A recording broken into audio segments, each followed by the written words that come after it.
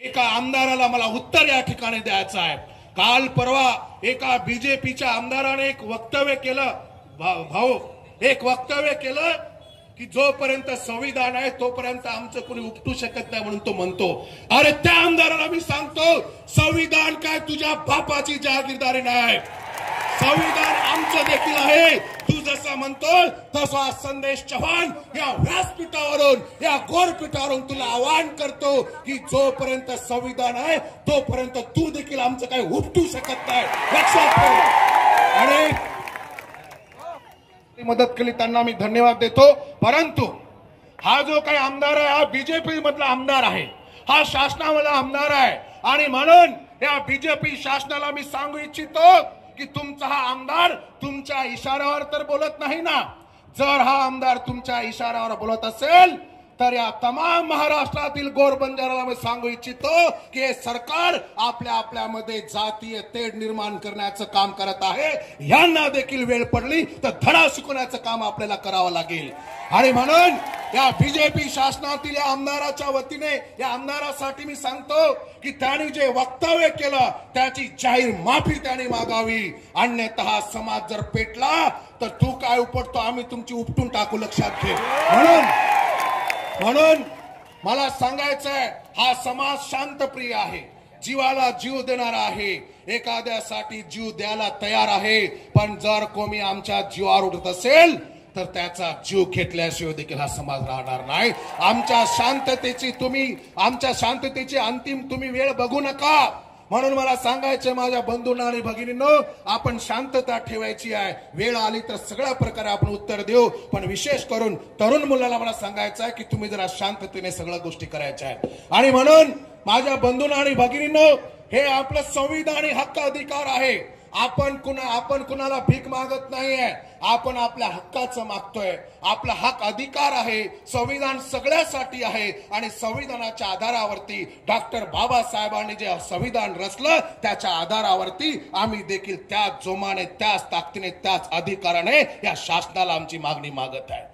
कुणावर आम्हाला उपकार करायचे नाही, कुणाचे आमच्यावर उपकार करून घ्यायचे नाहीये, पण आमच्या हक्काचं आम्हाला मिळालं पाहिजे, हे आमचं मागणं आहे। माझ्या बंधूंना आणि भगिनींनो, अनेक लोक विचारतात की तुमच्याकडे काय आधार आहे की ज्याच्या आधारावरती तुम्ही एसटी आरक्षण मागताय।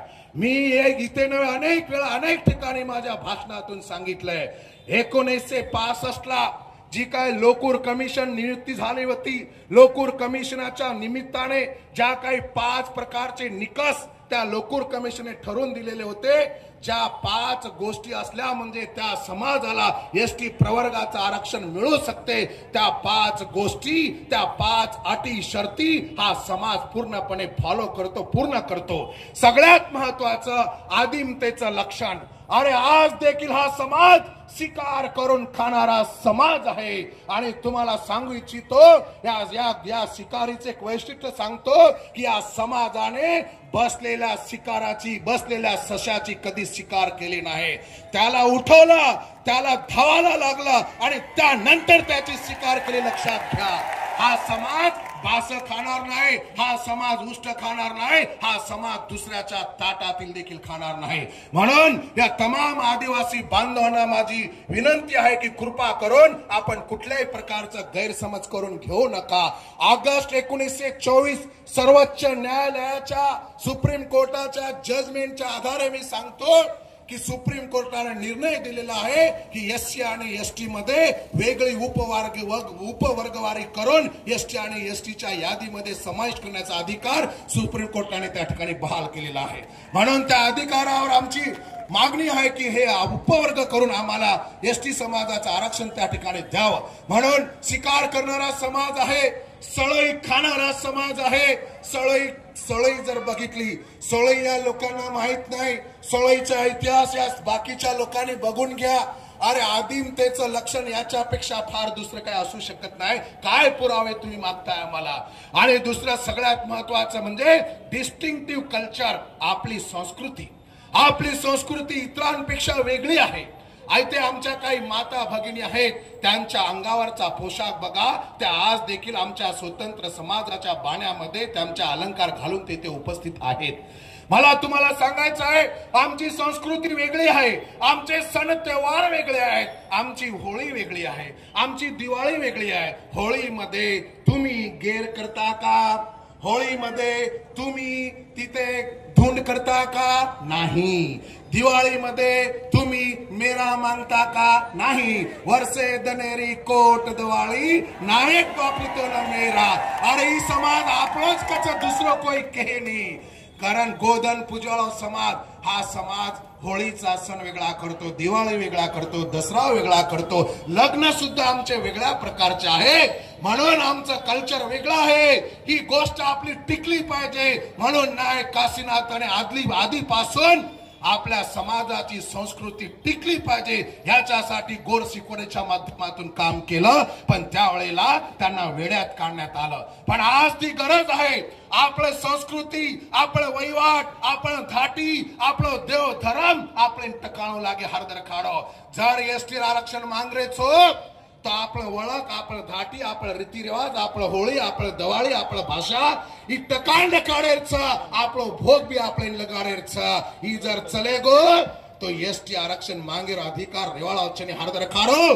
कारण आपण गोर छा तो गोरे सरको रा गोरू रे वाटे पर चाला, दुसरे रे वाट हमार तांडेन जाने हरदर खाडो. आपले तांडेन जर जारविय तो आपले तांडेर वाटे ती आपले जाणो लागे. दुसरं वाट ही गामेन जाचं तांडेन छने हरदर खाडो. हे वाटे वाटे में जरा फरक समजलो. ओरे साथोसाथ आयसो जॉग्राफिकल आयसोलेशन आमचा तांडा आज देखील गावापासून वेगळा आहे.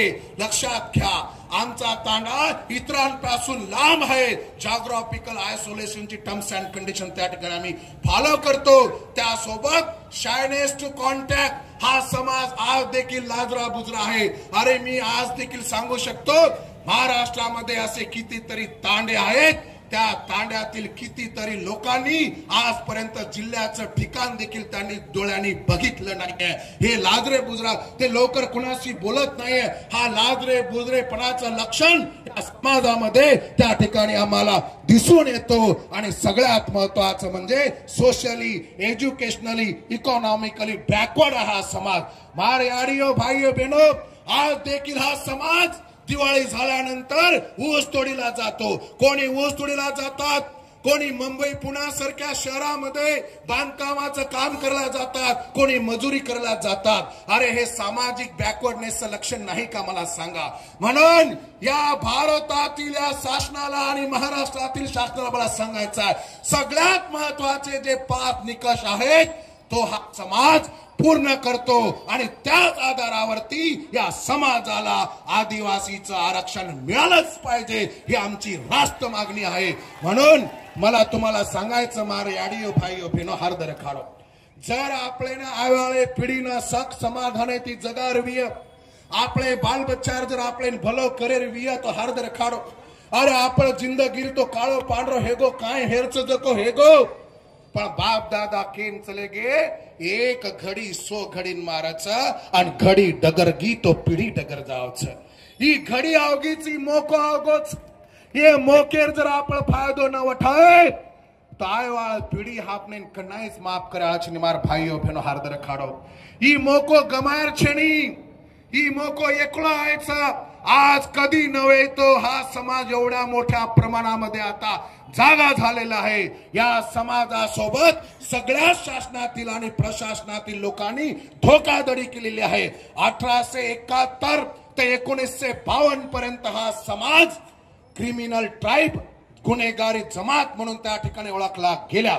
आणि 1952ला पंडित नेहरूंनी त्यांना विमुक्त जातीमध्ये आणलं. पण विमुक्त जातीच्या ठिकाणी त्यांनी जमात हा शब्द वापरायला पाहिजे होता, तिथे आमचा घात करून टाकलं. लक्षात घ्या, एका शब्दाने आपल्या समाजाचा इथल्या लोकांनी घात केले. आपण जातीमध्ये येत नाही, आपण जमातीमध्ये येतो. आपण विमुक्त जमातीमध्ये यायला पाहिजे होतं, पण या लोकांनी जातीचा शब्द वापरला आणि आमचा केसांनी गळा कापण्याचं काम या या सरकारने केलंय. 1871 ते 1952 आदिवासीचा रेकॉर्ड सगळ्या जगाला माहित आहे. हा घ्या आणखीन पुरावा. आणखीन काय पुरावा तुम्हाला पाहिजे? 1931 ची जी जनगणना आहे त्या जनगणनेमध्ये सुद्धा आमचा समाज आदिवासीमध्ये आहे. हे सगळे डोळे बघून जरा नीट बघा. आणि राहिला हैदराबाद गॅजेटचा विषय, हैदराबाद गॅजेट मध्ये देखील 1909 आणि 1928 जो गॅजेट आहे त्यावर पेज क्रमांक 24 वर या समाजाला ॲबोरिजिनल ट्राईब म्हटलेला आहे, म्हणजे आदिम जमात त्या ठिकाणी म्हटलेला आहे. आणि हैदराबाद गॅजेटच्या आधारे देखील या समाजाला आदिवासी प्रवर्गाची त्या ठिकाणी आरक्षण मिळालं पाहिजे ही रास्त मागणी हा समाज करत आहे. आणि म्हणून या महाराष्ट्रातील लोकांना मला सांगायचं आहे, तमने मन केर मार भाईओ सगळा छळगन गोतो जरा मातो ठिकाणे प्रकारो ही माथोर खेळच सारी ताकतेर खेळे ती चाल्या कोणी मन मालामचं ताकतेनं आपण केरी बापेन आवरानी मन पक्को मालामचं पण निस्ता ताकतेर लढाई लढरेचा. अरे ताकतेर लढाई चालवा छेनी આપણે માથેર લડાઈ भी લડનો લાગ્યા છે. આંદોલન કરના કે ઘણા આછવાચ તમને લાખ લાખ કોટી કોટી નવાણ છે. આયોવાળે દનેરમાં મુંબઈને આંદોલન કળો લાગે, દિલ્હી કળો લાગે, એકાદી વેળેસ પોરિયાગઢ કળો લાગે કે ઔરંગાબાદ કળો લાગે, નહીં તો નાગપુરે અધિવેશન બી કળો લાગે વાળો છે. આદિ આપણે આંદોલન કળો લાગ્યા પણ એરે સારું કાગદોપત્રી પુરાવા લાગ્યો, એરે સાથોસાથ ન્યાયાલય લડાઈ આપણે લડનું લાગ્યો, પીસા બી લાગે વાળ છે. એ સારી વાतेर વિચાર કરન સારીનો સમન્વય કરતા લઈને બંજાર આરક્ષણ કૃતિ સમિતિ આબાલ રાજુ નાયક સાહેબ के लागे वो टाइमेर वो हसाबेती कृती समिति तैयार करन आय वाले धनेर माही वो कृती समिति हसाबेती आपण सेन चाला. मार भाईओ कृती समिति काय म्हणजे परमनंट छेनी जेरमाई जे योग्यताचं जेना वाटत जो का आपण ला एरमाई काही विशेष छेनी पण येणं एके धागारमाई लाय सारो एके लाईनेम लाय सारो सारी लोक गरज आपले समाज जे राजकीय लोक छ ओनूर भी आपले गरज छ ओनून भी आपण समजन ला आणि वनून भी आपले केळो छ कि हमार मागणी तमवत शासने मुंडांग मांडो, हमार मुख्यमंत्री ती भेट करा दो आणि वो भी आपले शब्द दिनेच कि हम नक्की जे वातेर तर आपले समाजासोबत छा. कारण कोई गैरसमज मत करन लो. मार विनंतीच तमने जे दन वाटे वदन देख्या पण परंतु ही राजकारणी आपले समाज सेठ लोक आपले सहकार्य करेल भूमिका हो ठिकाणी दखाडेच. कारण मार विनंती रिय की कोई भी गैरसमज मत करन ला. आणि म्हणून आपल्याला सगळ्यांना सोबत घेऊन जायचं आहे. म्हणून मला सांगायचं सगळ्यांना की तुमचे घरातील वाद घरात ठेवा. तुमचे ग्रामपंचायतीमधील जे काही भानगडी असतील ते तिथेच ठेवून द्या.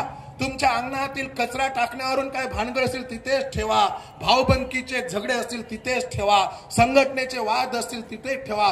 पक्षाचे वाद असतील तिथेच ठेवा. ह्या गोष्टी पुढे आणू नका. माझ्या बंधूंना आणि भगिनींनो तुम्हाला हात जोडून माझी विनंती आहे. हात जोडून विनंती आहे की आपापसामधले मतभेद बाजूला ठेवा, आपापसामधले भेदभाव बाजूला ठेवा आणि सगळ्यांनी फक्त आणि फक्त या आरक्षणासाठी एका मुठ्ठीने एका दिलाने आपल्याला एका ठिकाणी यायचं आहे.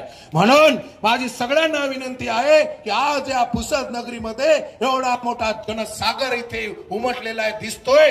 हे जनसागर आपल्याला टिकवून ठेवायचं आहे. आणि म्हणून या शासनाला प्रशासनाला मला सांगायचं आहे.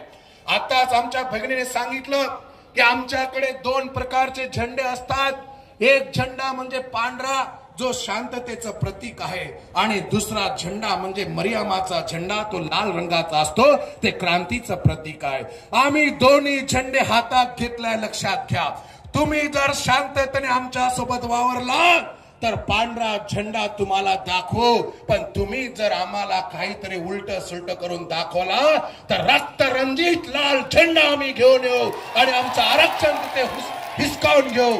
कारण सद्गुरु सेवालाल महाराज आपले केन जामनच हार्दर खाडो जे मान्य वन मनाव काही कज सेवालाल जे मान्य वन मनाव आणि जे मान कोणी और सारो भुंगल्यावर सोटा हत्यम लोकरन सेवालाल महाराज के मेलोच. आणि म्हणून या भारत सरकारला या महाराष्ट्र सरकारला मी सांगू इच्छितो लक्षात घ्या. ज्या दिवशी या समाजाने सद्गुरु सेवालाल महाराजाचा भुंगल्याचा सोटा जर हातात घेतला तर लक्षात ठेवा तुमचा आता पत्ता देखील लागू देणार नाही हा समाज। त्याच्या आधी आम्हाला एसटी समाजाचं आरक्षण तुम्ही दिलं पाहिजे, आमच्या हक्काचं आमच्या अधिकाराचं आरक्षण तुम्ही दिलं पाहिजे। याच्यासाठी हा समाज आज शांतताच्या मार्गाने आपल्याला करत मागणी मागतोय। आणि सगळ्या तरुणांना मी विनंती करेल, आजपर्यंत संपूर्ण महाराष्ट्रामध्ये या एसटीच्या आरक्षणासाठी या गोर बंजारा समाजाच्या 4 मुलं तिथं शहीद झालेत। 4 मुलं शहीद झालेत। 4 एक म्हणजे आपला तिकडे उमरगा तालुक्यातील नाईकनगर तांडा मुरुम येथील आपला पवन गोपीचंद चव्हाण, दुसरा म्हणजे बार्शी टाकळी तालुक्यातील गेवराई तालुक्यातील भेन टाकळी तांडा येथील आपला बाळूभाऊ चव्हाण, तिसरा म्हणजे आपला हा मनीष म्हणून आपला कुठेतरी मला गाव आठवत नाही मंठा तालुक्यातील मनीष आहे, आणि एक आपल्याच आजूबाजूचा इकडे दिग्रस आणि पुसद साइडचा एक मुलगा त्याचा देखील बळी गेलेला आहे। अशा 4 मुलं आमचे शहीद झाले आहेत।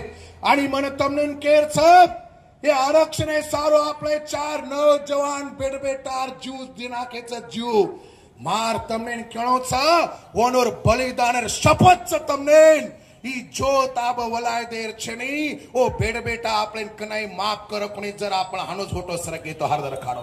अरे आज तमनेन काय वाटरो कोणी हेळो जेर बेटा मरगोवर याडीन काय वाटरो हेळो और भेनेन काय वाटलो और घरेवाले बाईन काय वाटलो और बापेन काय वाटरो हेळो वो भावना जरा माथेम लो आणि वो भावनार शपथ ले ताळेन ही आरक्षण आपले मळायरच ओरे सारो माथेरो आणि ताकतेरो जो समन्वय घालताळेन आपण मागणी मागा। आणि म्हणून या 4 शहीदांसाठी या गोरपीठावरून मुख्यमंत्र्यांना मी आवाहन करतो, मागणी मागतोय की या मुलांच्या कुटुंबियाला प्रत्येकी 10 लाख रुपये आपण त्या ठिकाणी द्यावेत आणि सोबतच त्यांच्या कुटुंबामधील एका व्यक्तीला आपण शासकीय नोकरीमध्ये त्या ठिकाणी घ्यावे अशा प्रकारची मागणी या संपूर्ण गोर बंजारा समाजाच्या वतीने या आंदोलनाच्या वतीने या महाराष्ट्र सरकारला या मुख्यमंत्र्याला मी करत आहे।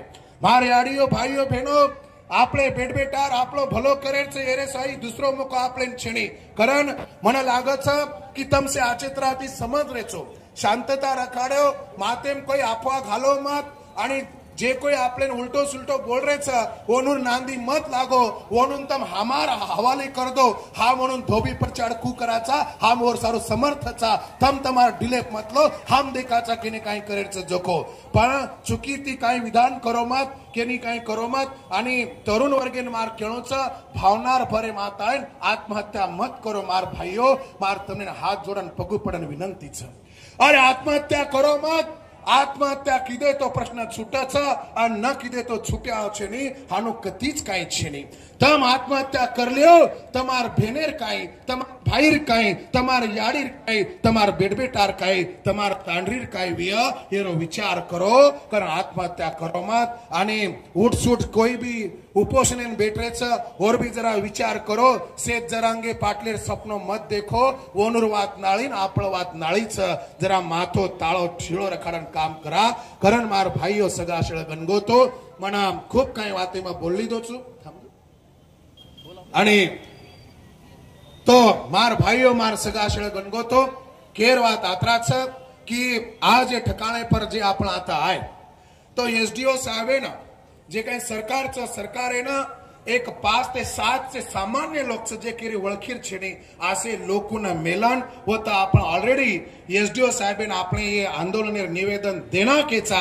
ई भी तम हारदर खारो आणि होता आपण शब्द देनेच की तमारी जे काही मागणी छ ई मागणी में सरकार ताणे पुचार काम करो छो कारण आपण शब्द देनेच आणि ध्याने में रखाडो ई मागणी एके दनेर दी दनेर 4 दनेर छेनी 5 ते 7 वर्ष लागे 2 वर्ष लागे 3 वर्ष लागे हेरे सारो वेळ प्रसंगी रास्ता रोको आंदोलन करू लागे वेळ प्रसंगी साखळी उपोषण करू लागे वेळ प्रसंगी सेज आमदार घरे मुंडांग जाताळे ती आंदोलन भी आपण करू लागे आणि वेळ प्रसंगी आत्रा कोणी तो मला पुन्हा सगळ्यात महत्वाची गोष्ट सगळ्या आमदारांना जे काही या महाराष्ट्रातील गोर बंजारा समाजाच्या मतदानावरती जवळपास 60 ते 62 आमदार त्या ठिकाणी निवडून येतात त्या सगळ्या आमदारांना आणि खासदारांना मी सांगू इच्छितो की लक्षात ठेवा तुम्हाला जर आमचे मतदान हवं असेल तर आमच्या समाजाच्या मागण्या तुम्ही तिथे मांडल्या पाहिजेत. नाहीतर एक लक्षात घ्या, येणाऱ्या इलेक्शन मध्ये वेळ पडली तर आम्ही नोटा चालू, नोटा कुणालाच मतदान करायचं नाही, नोटा चालायचं काम त्या ठिकाणी करू. त्याशिवाय मला माहित आहे इथले शासन आणि प्रशासनातली लोक, इतके राजकारणी लोक आंदोलनाला भीत नाही. लक्षात घ्या, ते भीतात फक्त मतदानाला, ते भीतात फक्त मतदानाला. म्हणून या मतदानारूपी शस्त्राच्या माध्यमातून त्यांना मी ताकीद देतो की जर तुम्ही आमच्या समाजाच्या मागण्या तिकडे नाही मागल्या, आमच्यासाठी जर तुम्ही नाही झगडले, तर तुम्हाला कुणाला आम्ही मतदान करणार नाही आणि तुम्हाला घरी बसवल्याशिवाय राहणार नाही. ही ताकीद या ठिकाणी आम्ही देतो. आणि पुन्हा एकदा एवढ्या मोठ्या प्रचंड संख्येने इथे समाज आलाय. ज्या ज्या आमच्या तरुण वर्गांनी, ज्या ज्या आमच्या बांधवांनी, सगळ्यांनी जे काय प्रत्यक्ष अप्रत्यक्षपणे जे काय काम केलेलं आहे त्यांना मी धन्यवाद देतो, त्यांचे आभार मानतो. आणि विशेष करून पोलीस प्रशासनाने जे आम्हाला चांगल्या प्रकारे त्या ठिकाणी मदत केली त्यांना देखील धन्यवाद देतो. आणि सगळ्याच गोर भाई बहिणींना मग धन्यवाद दुचू मन डर लागरो तो का तो काळी दौलत आंदोलन मन हरद येतो वो टायमिन घण धगधग करतो. पण आज आपण आत्रा शांततेती, आत्रा शिस्तेती ही आछे तराती आंदोलन आपण पार पाडे.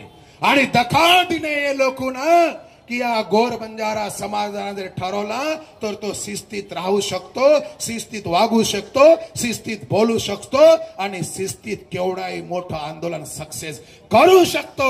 हे दाखवून दिलं आपल्या या पुसद मधील आपल्या समाजाने. म्हणून तुम्हाला या सगळ्याच माता भगिनींना, तरुण वर्गांना मी पुन्हा एकदा त्यांना नमन करतो, त्यांचे आभार मानतो. आणि माझं लांबलेलं इथे दोन शब्द भाषण, दोन शब्द नाही म्हणता येणार, लांबलेलं भाषण माझी इथे संपवतो. आजी एकदा जोरेती बोलायचं. सेवालाल महाराज की, वसंतराव नाईक की, उठोमत. आरक्षण आमच्या हक्काचं, कोई उठोमत जागे पर आरक्षण आमच्या हक्काचं असे कसे देत आहे, घेतल्याशिवाय राहत नाही, असे कसे देत आहे. घेतल्याशिवाय राहत नाही. वोट बंजारा जागा हो. आरक्षणाचा धागा हो. आपण विनंतीचं राष्ट्रगीत हे वाळाचं शेण सावधान उभं राहायचं.